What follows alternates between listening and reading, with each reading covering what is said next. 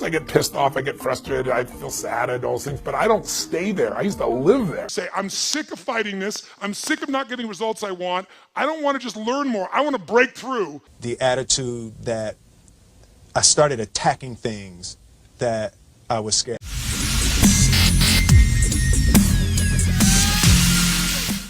I have no fear of opponent in front of me. That I am very self-sufficient.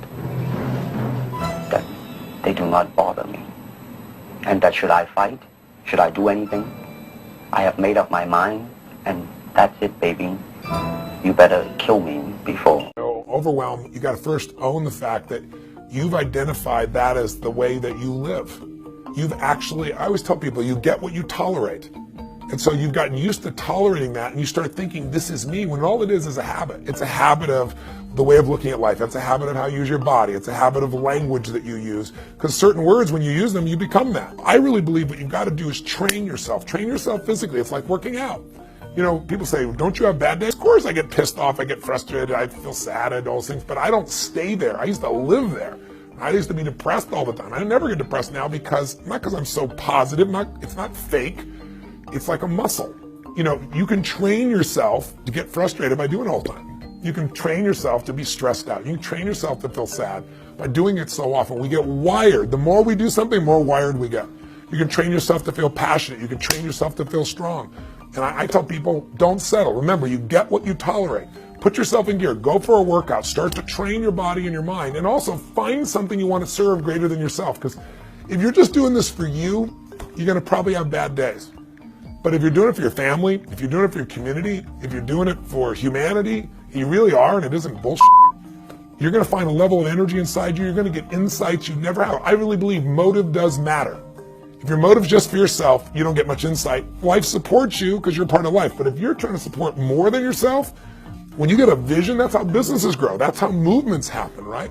Find something big in yourself to serve, and make sure that you don't tolerate weakness in yourself. That doesn't mean you're not to feel sad, but you're not just going to stay there because you made that decision. Life's too short to feel like crap. I've decided I want to live in a beautiful state for the rest of my life. That doesn't mean I won't feel bad. It means I won't stay there because I'm in control and I can change it. So can you. I'm motivated by fear. Fear. You know? Fear of what? Fear of fear. I hate being scared to do something. Yeah. I hate that feeling of the feeling that I had before I had a meeting with Quincy Jones, because it was really Quincy Jones and a guy named Benny Medina and Jeff Pollock came with the idea for the Fresh Prince of Bel-Air. And I hated being scared, you know, that I didn't want to even take the meeting. Yeah. There were opportunities during when I my first year as a rapper. Bill Cosby and the people on the Cosby Show had seen my music video and called me to be a character to come and try out for the Cosby Show. And just every time it was set up, for some reason I couldn't make it. The fear of fear. The fear. I just hated that, being scared to do something. And I think what developed in my early days was the attitude that I started attacking things that I was scared. Here's what it is briefly. Breakthrough. What is a breakthrough, by the way, so we're clear? If you say you're having a breakthrough, who's ever had a breakthrough? You fought, and then you had a breakthrough. Who's had this happen before? Say I. A breakthrough is when there's something you struggle with for a long time. You say you're going to change. You say you're going to make it happen. You're going to lose that weight. You're going to grow your revenues. You're going to make that profit. You're going to make something happen. You're going to find that relationship. You're going to stop smoking, and you get right near the edge, and then you pull back. Who's done this multiple times before, but then finally had a breakthrough? You broke through and actually changed it. Say I. So jot down what a breakthrough is, and let me give you the 3 steps of it. A breakthrough is a moment in time. That's what it is. It's a moment in time. It's a moment where suddenly what was impossible becomes possible. And what makes it possible is you take immediate massive what? Immediate massive what? Action. For that to happen, for the impossible to become possible, and for you to have action that's going to get results, really, I found over the years, any kind of breakthrough that you're going to have requires 3 things to it. And if you never see me again, and you're ever in a place where you say, I'm sick of fighting this, I'm sick of not getting results I want, I don't want to just learn more, I want to break through. If you remember this and go back to this simple formula, and by the way, I've made this simple purposely. You know why? Complexity is the enemy of execution.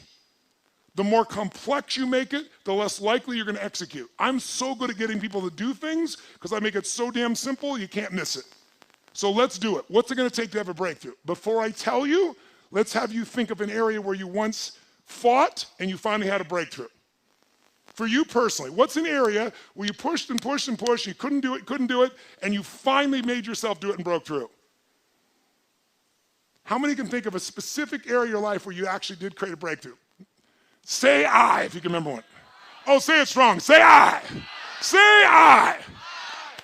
What was that area? Say it out loud. What was the area? Just say it out loud. What area did you break through in? Say it out loud. What was the area? Okay? So now, you've had success before. Let's do it again. I'm going to show you the 3 things you need for a breakthrough. Any one of the 3 can do it. All 3 of them together, you will absolutely break through. And I'm going to give them to you in reverse order of importance, meaning I'm going to tell you the least important thing first because it's the first thing most of you go for. It's not the most important, but it's very important. Now, before I do it, I want you right now to think of an area you want to break through right now. What's an area of your life right now that you'd like to create a breakthrough? How many can think of something you came here for? I want to change this. I want to rip this open. I want to transform this. I want to master this. Who's got an area of your life right now? Great. Sit up in your chair with some energy right now. Sit up in your chair. Make sure the people on either side of you are in a peak state right now. Come on, get them up in a peak state. Show them what a peak state looks like by your example. Come on now. Come on now. Wake it up. Come on. Wake them up. Wake them up. Come on. Oh, yes. All right. Right now, pick an area you want to create a breakthrough in. What's an area you want to create a breakthrough in? Money, finance. Great. What specifically do you want to create a breakthrough about money or finance? I'd like some money. Now here's the problem. Ask and you shall. So if she says, I'd like some money, I could give her $1 and go, okay, now you got some money. Let's move on. If you're that general, you're probably getting what you're asking for. You just don't realize it because you're too general. What's the breakthrough you want with money? To be able to travel the world. And what prevents that from happening now? Money. So we now know what a real problem is. I'm going to show you what a real problem is in a moment. Somebody else, what's the breakthrough you want? What's the breakthrough? Tell me. Raise your hand. What's the breakthrough? What's the breakthrough you want, sir? What is it? To be a leader for my family. What's preventing you from being a leader for your family? My mindset. What specific mindset? What focus? I'm just not focused enough. Now I want you to listen to people's answers because you're going to see why people aren't changing because it's so general. Someone else, be honest. What's the area you want to break through in? Yes, ma'am. What do you want to break through in?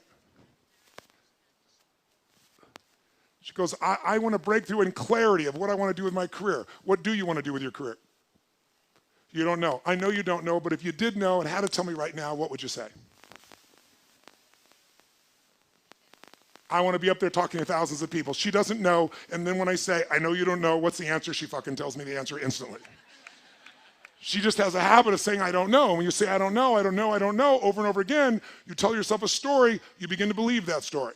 And once you believe it, it's manifest. How many of you have ever had, when you're a kid, you're eating dinner, your parent says to you, could you get me the salt? And you're enjoying your meal, you don't want to get up, so you don't lie, you say, I don't know where the salt is. It's not a lie, you don't know its exact position in this moment of time.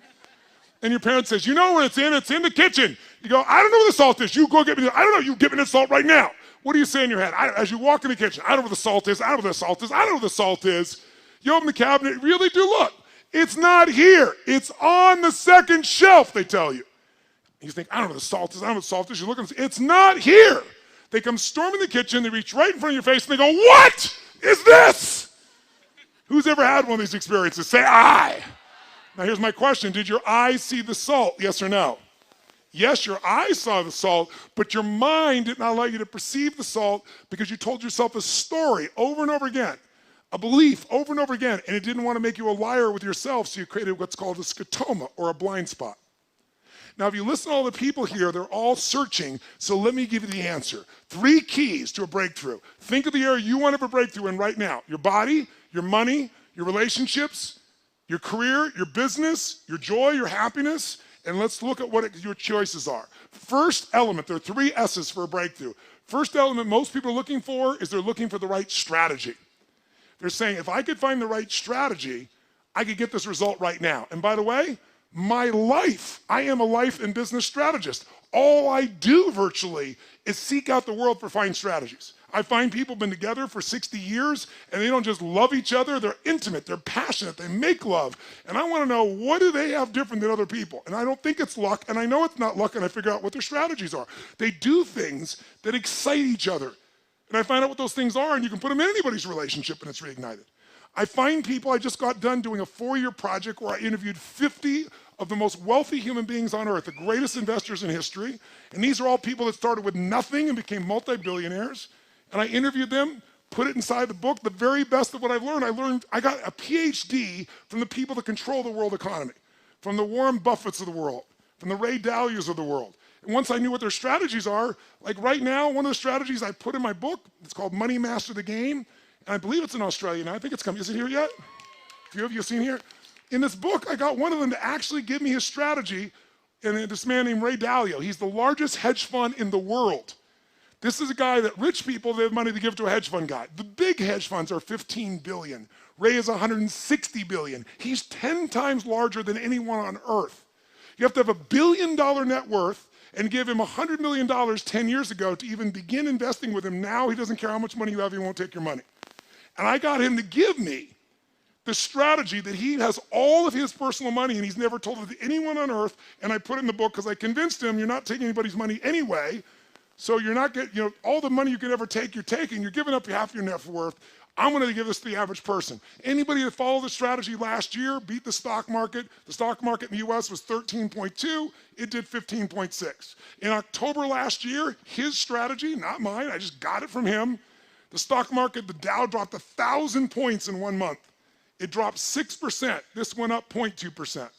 First 7 days of this year, the market was down 3%. This is up 1%. Right now, it's up 3.5%. The market's up, 2.25%. And in the last 75 years, it's made money 85% of the time.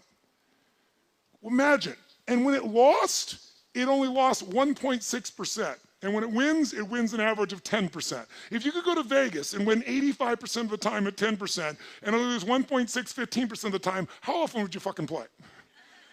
And it's in the book. That strategy you do once a year, you rebalance it, and you're done. That's how powerful it is. And it's only not worked twice, 2008 and in 1932. And in both cases, it did twice as good as everything else, but it did lose money.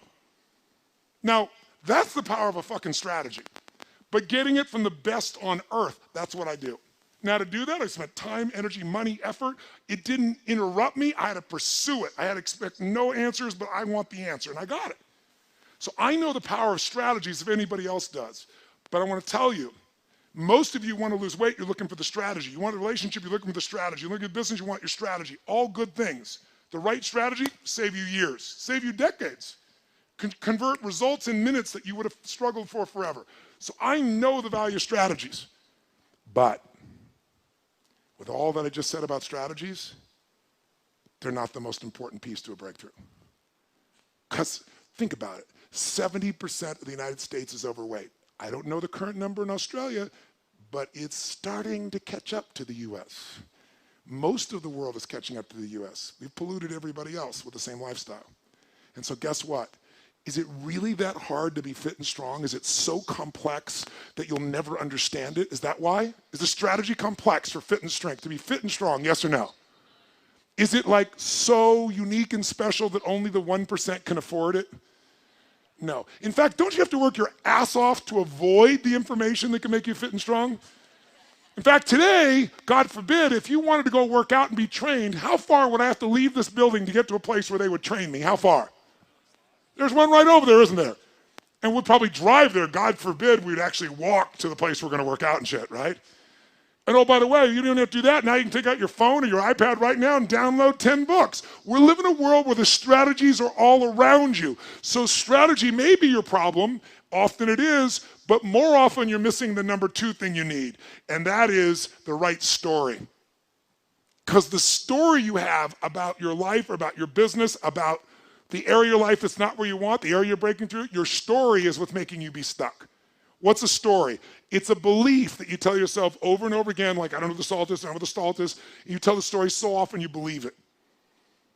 A man once said, you tell a lie big enough, loud enough, and long enough, sooner or later people will believe you. Who said that? Hitler.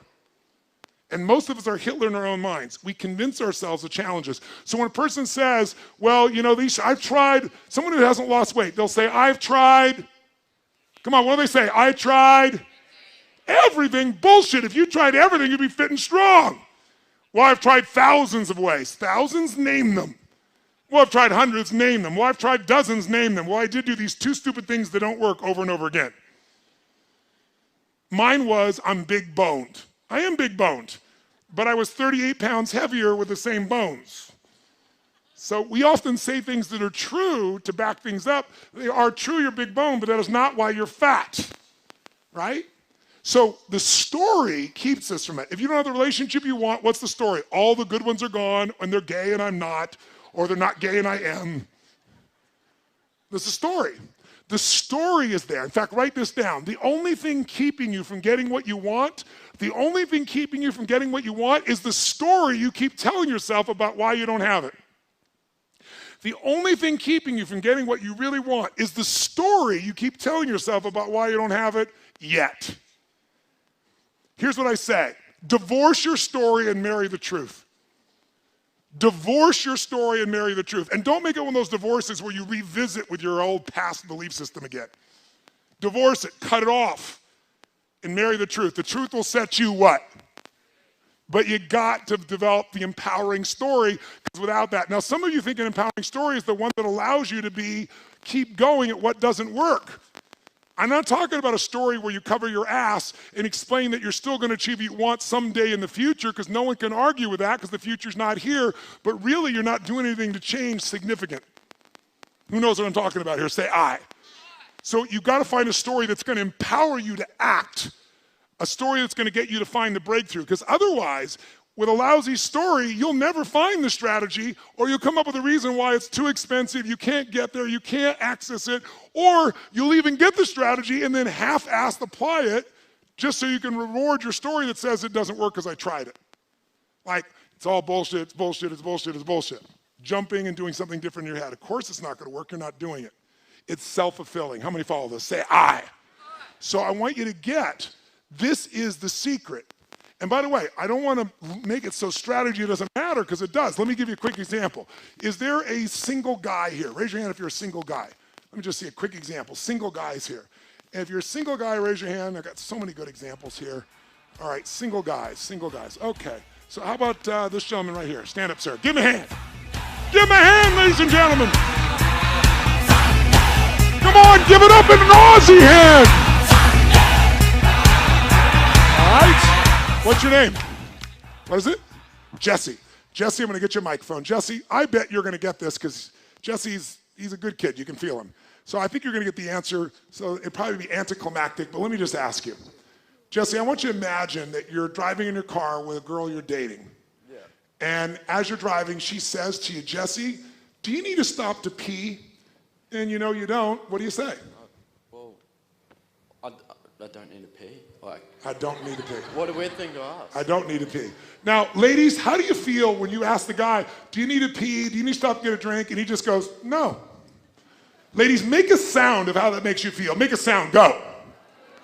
Oh, come on. Make it loud so he hears it. Go. One more time. Do I need to ask if she needs to pee? So. It's a quick study. Here's what you're missing. This is why you're single.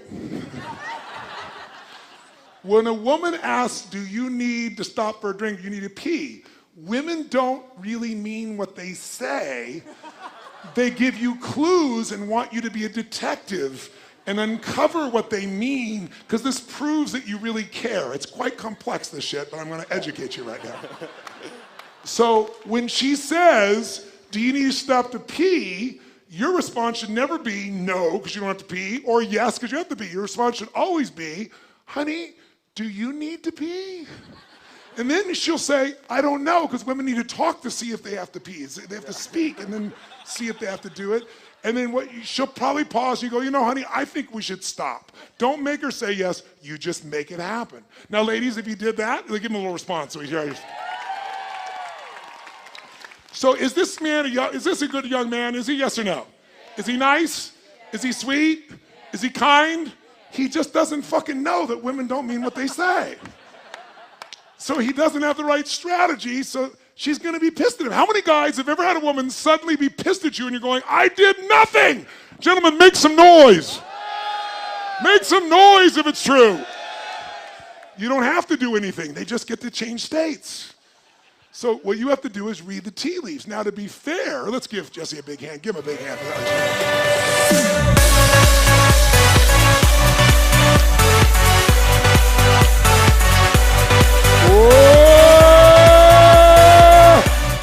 To be fair, let's balance it out. Where is a single lady in here? Single lady, raise your hand. Single women, raise your hand. Oh, come on, there's more single ladies than that. Single ladies, single ladies, single ladies, single ladies, so many. Single ladies. Okay. So many great choices. So many choices. Okay. All right, give her a hand. What's your name? Where are you from? My name's Liz. I'm from Sydney. It's Liz from Sydney, ladies and gentlemen. No, you didn't hear me. I said it's Liz from Sydney. Let me hear you. Okay, Liz, I'm going to give you a little test. You find a man very attractive. You're very interested in him. You develop the courage to go up to him, start a conversation, and then you say to him, hey, listen, would you like to have lunch maybe next Thursday? And he says, no. Right. What does it mean? Probably. Honestly, what does it mean? What does your gut say it means? First, he says no. He's not interested. He what? He's not interested. He doesn't want to have lunch with me. He's not interested. Now, he said no, and then she made up a whole fucking story in her head. This is what women do. What else do you tell you? He's not interested? What else do you think? He's probably got a girlfriend. Got a girlfriend. Fucking gay. He's gay. Yeah, right? Gay, girlfriend. What else? He's stupid. He's stupid. Okay, now I want you to notice why she's single. Because all he said was no. So I'm going to help you. In the women's world, they say shit and you have to make it up what it means. In a man's world, we actually say what we fucking mean. It's fucking crazy. If a guy, guys, are you with me? If a guy says to me, do you have lunch on Thursday? And I say, no, guys, what does it fucking mean? What does it mean?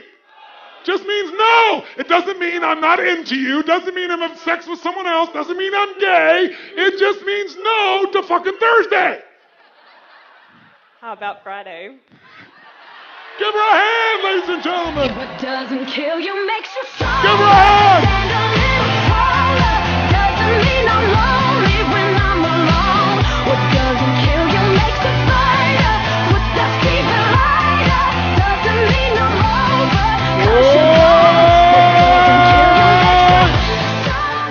Can you see how her story would get in the way of a strategy that would work? Yes or no?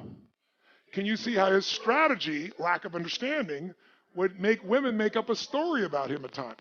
Yes or no? So they all affect each other, don't they? But the glue that holds you in place is the story. If you want to grow a business, I can teach you a million strategies that will change you overnight. And if I get you to use a strategy and grow your business 30% like that, you are going to get so excited that your story about your business will change, won't it? You're like, I can rip this open. I'm going to make this thing 100% more profitable. That's why 80% of those people, I can grow them 30 to 130% Because once I get into momentum, people's story changes. And when their story changes, the third and most important thing changes, their state. Because that's what really changes it all. And that's why when I first came in the audience, I was listening to what you wanted, why I changed all my content today to give you what I delivered. Because I realized since you want so many different things, to have a breakthrough, the most important one is state.